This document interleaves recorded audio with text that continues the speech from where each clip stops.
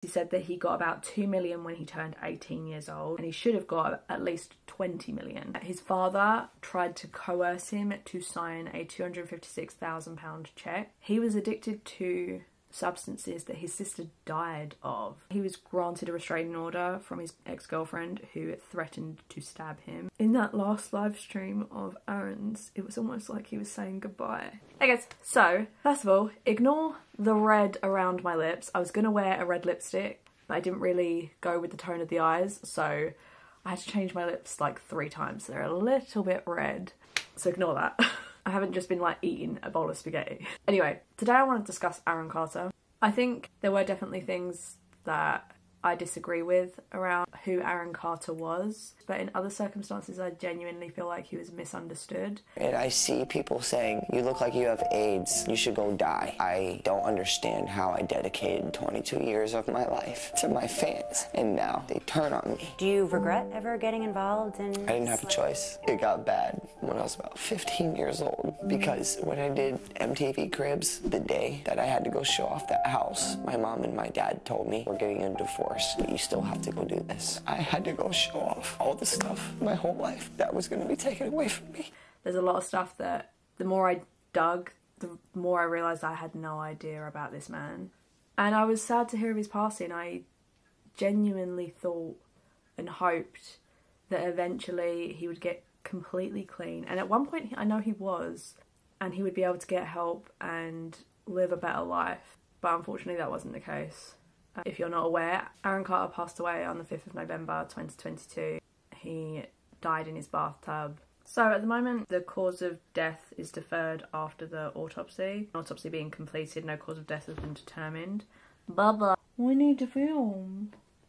I gave you a yogurt to try and coax you to sit over there. Good boy. There is a conspiracy around that his memoir was due to be released, and people think that he was killed by the music industry or something.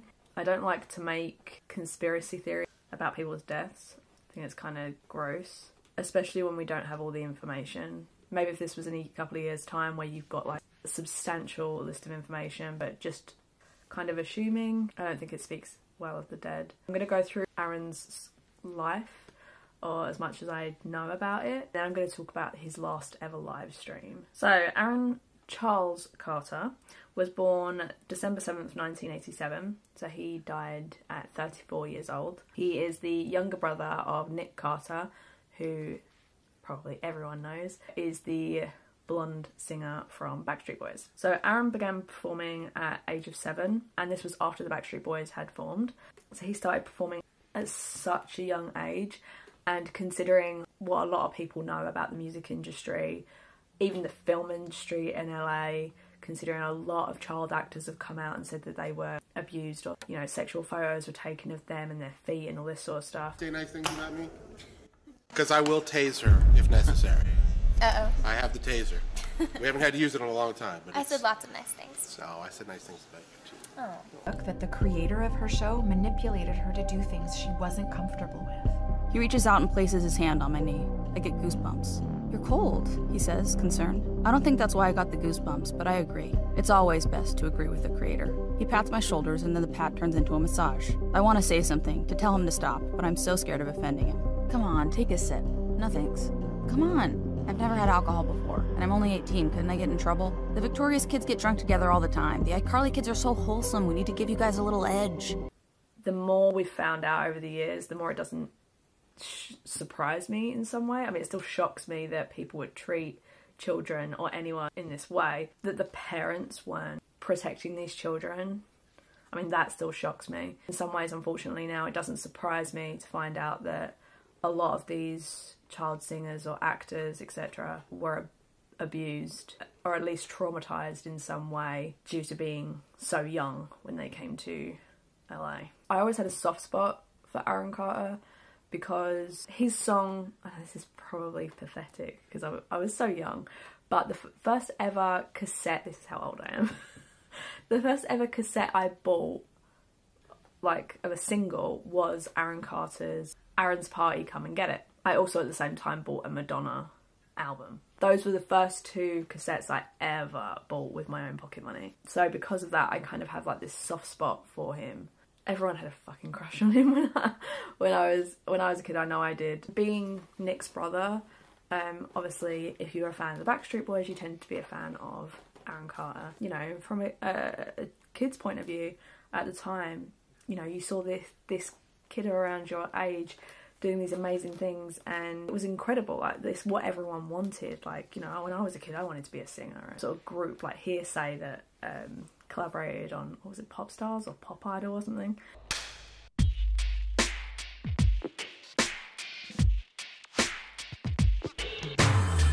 From the outside, you just saw this rising star, but unfortunately there was a lot of stuff behind the scenes that I think caused Aaron a lot of trauma, and I don't think he ever truly got over the way his family treated him. This is all from, I believe, Aaron's point of view, so if this information is incorrect, please let me know in a comment. I'm always open to hear other information.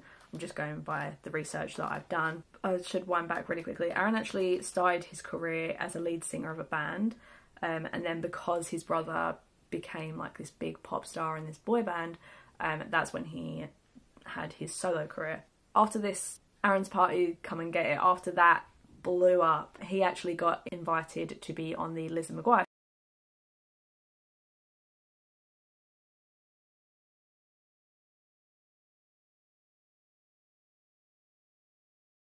as a 9-10-year-old kid. I used to watch Lizzie McGuire all the time, and I didn't actually realise before he was on the show, or if it was because he was on the show, but anyway, he met Hilary Duff and they dated, and she did say some very kind words about Aaron after his passing. So by the age of 13, Aaron had already recorded and released 3 albums. Now I think between the ages of 9 and 13, that's a lot. That is a lot, 9 to 13-year-olds to have to deal with. I mean, I've spoken before about how hard Britney was worked at like 18 years old. For like a 9 to 13-year-old to be worked this hard, because he was jetted everywhere for performances and concerts and stuff like that. So he was worked very, very hard between the ages of 9 to 13. That's just something to remember. I don't think that any kid should be working to that extent. Even if they say they want to, later in life, they're going to realise they missed out on a lot of their childhood years. It shouldn't be taken away from them. So something I wasn't aware of, and again I feel like caused Aaron a lot of trauma, was that Aaron's parents were supposed to put 15% of his earnings into an account for him. So this is a law that California has in place to try and protect child actors from their parents basically taking every penny of their money, their whole working life, until they get to the age of 18, when they're able to actually finance themselves and not be, you know, ruled by their parents, basically. That's one of the reasons I have a problem with family channels, is because there is no law that the kids that are consistently vlogged are technically working, and they're part of the reason that these family channels have such big views and get such huge sums of money. But by the time they're 18, there is nothing that they can do to say, well, if it wasn't for me, you wouldn't have all this money, you wouldn't have this big house, where's my share? Child actors and child vlogging channels, I feel like, should really have similar, at least a law to protect them. This isn't the same in every state, and it's definitely not the same in every country, unfortunately. California does have this law to protect child actors or musicians.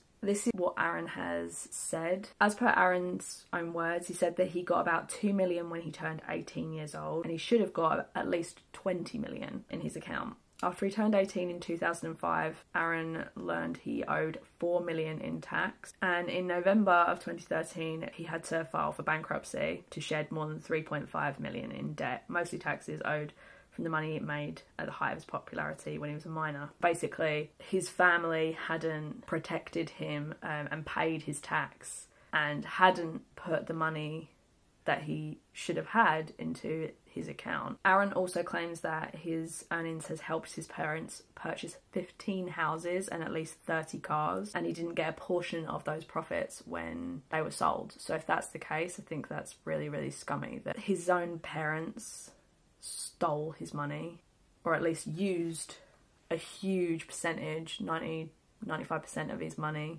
to purchase a shitload of houses, and then when they sold them, likely for profit, gave him no percentage of that profit. If that's the case, if that's true, I can understand why Aaron had a really bad relationship with his family. I mean, I've had problems with family and money. I've had to be forgiving because I have such a small family. I don't know how to explain it.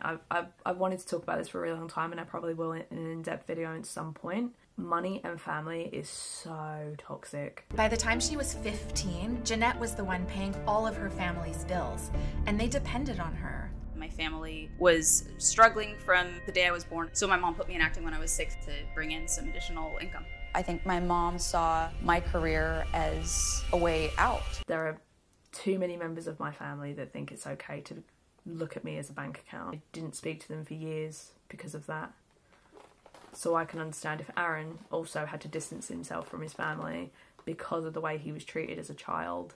Aaron also said that his father tried to coerce him to sign a £256,000 cheque, and to coerce him he shot a gun right by his ear. Because of that, he was then 70% deaf. My dad was a military policeman, and on my 18th birthday, I told him, he's like, oh, you owe me $300,000 of commissions after I got my trust fund money, and I told him no, and he pinned me down on the ground and took his .44 Magnum and shot it right next to my right ear, and I'm deaf in my right ear because of that. Again, extremely toxic relationship with family. If these claims that Aaron made are true, I can see why he would lean on substances. One of those sort of like wives' tale sayings or whatever is that friends won't always be there for you, but family will, kind of thing. And that's not true. Family are just as toxic as friendships are.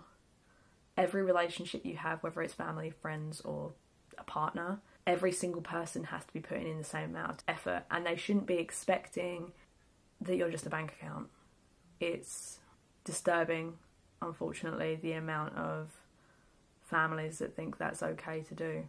So in 2017, Aaron appeared on The Doctors, which is a health-focused talk show. He discussed his very gaunt-looking appearance, as well as his drug-related arrests. By this time in 2017, people had known that Aaron was addicted to substances. He was addicted to opiates. And something that, again, was just really sad to hear was that he was addicted to substances that his sister died of.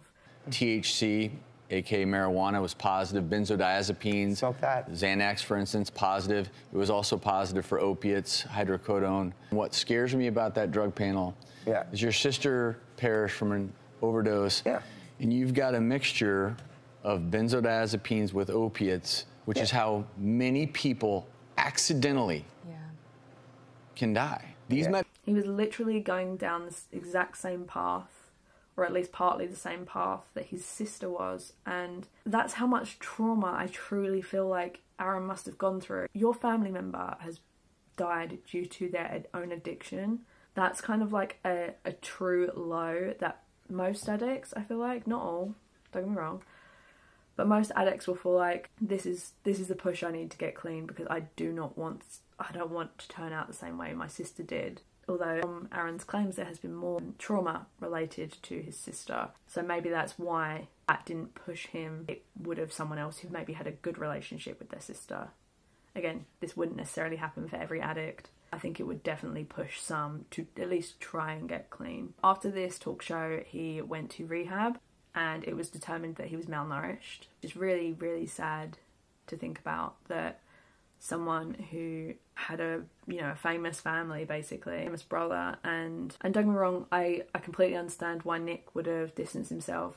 I've had to distance myself from family who have had addiction issues. It's definitely necessary sometimes, because if Nick was to give him money, it's very possible if he wasn't ready to get help and treatment, he would have just used that money for his drug addiction. So I get it. It is just sad to know that that's how far he was gone, that he was so malnourished. I've read this book. It's one of the books that I read probably every couple of years. It's called A Piece of Cake, and it's by this author, Cupcake Brown, and it's about her life. And I do want to go through and break down that book completely at some point in a video. It's one of those books that it makes you see things very much from a different perspective. It was just one thing after another for this poor girl. The trauma that she had to deal with and the assaults, and she just had to try and survive for so many years.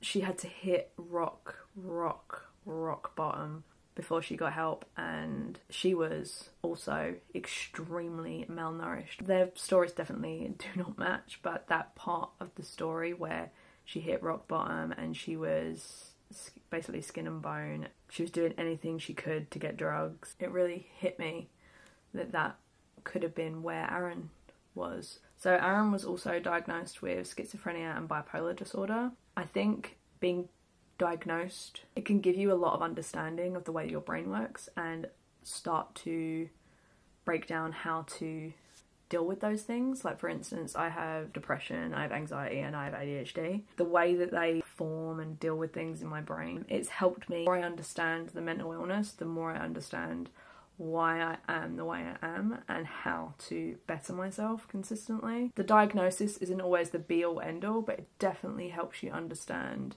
things about yourself and how you deal with certain situations, why you might completely change on a dime if you're bipolar, for example. It's not the be-all end-all, but it starts the process of dealing with your mental health in a very positive way. After he came out, he was granted a restraining order from his ex-girlfriend who threatened to stab him. He also had another ex-girlfriend who was arrested for domestic violence.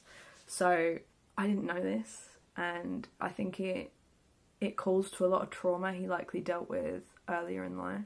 People don't go out obviously looking to be domestically violated, but unfortunately sometimes because of previous trauma in your past, it'll attract you to certain people who are manipulative or violent. Obviously you won't see it at first, but there's certain qualities that attract you, and unfortunately it happens over and over again for quite a few people. Not everyone, but there are certain people that don't realise the reason they consistently get into toxic relationships or violent relationships is because of there is a trauma there that needs to be dealt with, so that they think more of themselves than to be in a relationship with someone so toxic for them. I don't know if the supposed victims have come forward around this, so take this with a grain of salt. Please do your own research. If these are true, I'm just trying to highlight why I think Aaron was misunderstood. Because of his bipolar and his schizophrenia, this could be another reason why he thought these things. Or it could be these are genuinely true. Unfortunately, sometimes with people who are bipolar or have schizophrenia, it's hard to know if they don't have physical evidence, or like I say, the victims don't come forward themselves. It's hard to know if these are actually legitimate. Aaron made allegations of sexual assault against his deceased sister, so that's what I was saying, that his sister dying of an opiate overdose could be the reason why that specifically did not give him the push that it may have given other addicts to get clean. He also accused Nick, his brother, of abuse and of abusing a female family member. At the same time, Aaron had also confessed to having thoughts of killing Nick's then pregnant wife. I don't think Aaron was in a good place at that point when he was making all of these allegations and accusations. So that's why I'm saying that I don't know if any of these are true. But if they were, I could understand why he would find solace at the bottom of a bottle or using drugs. Having your own family members be so harmful is hard to deal with. And when you're an addict, your first consideration is, you're an addict of alcohol, it's to have a drink. If you're an addict of drugs, then it's to use those drugs to numb the pain, to numb that feeling. The last thing I want to talk about is the last live stream that Aaron did. So I believe this was on TikTok. I've seen a few videos of musicians or actors who committed suicide or overdosed. I'm getting upset just because I'm thinking about Chester Bennington, and I always get upset. Couldn't listen to his music every single day the first year he passed away. I saw that last video of his, and there was something about his eyes.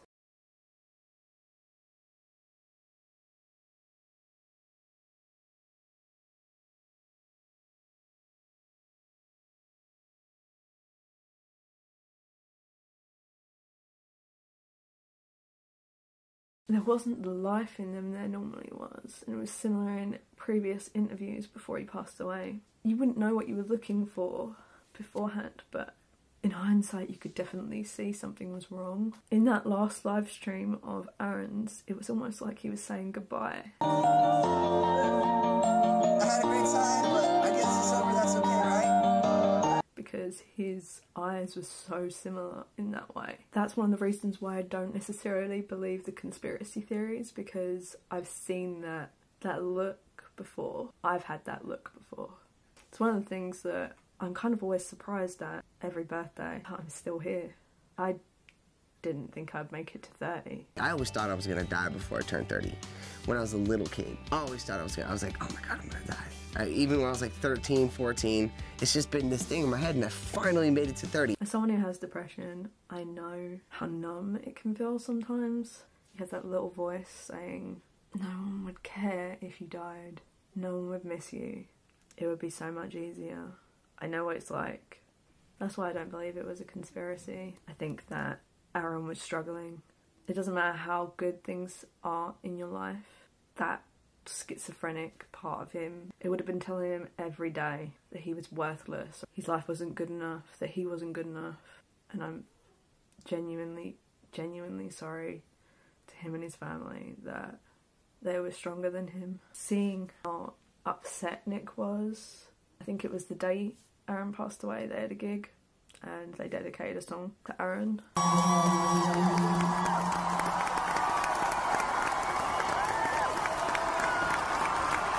Tonight, we got a little bit of heavy hearts because we lost one of our family members yesterday.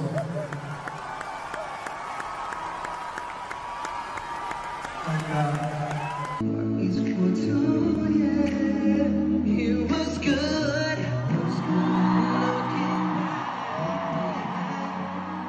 If this paradise is somebody take me back, and it hurts. I could see how much it hurt him. I hope that it was just schizophrenic or bipolar part of Aaron that made those accusations about Nick and his sister.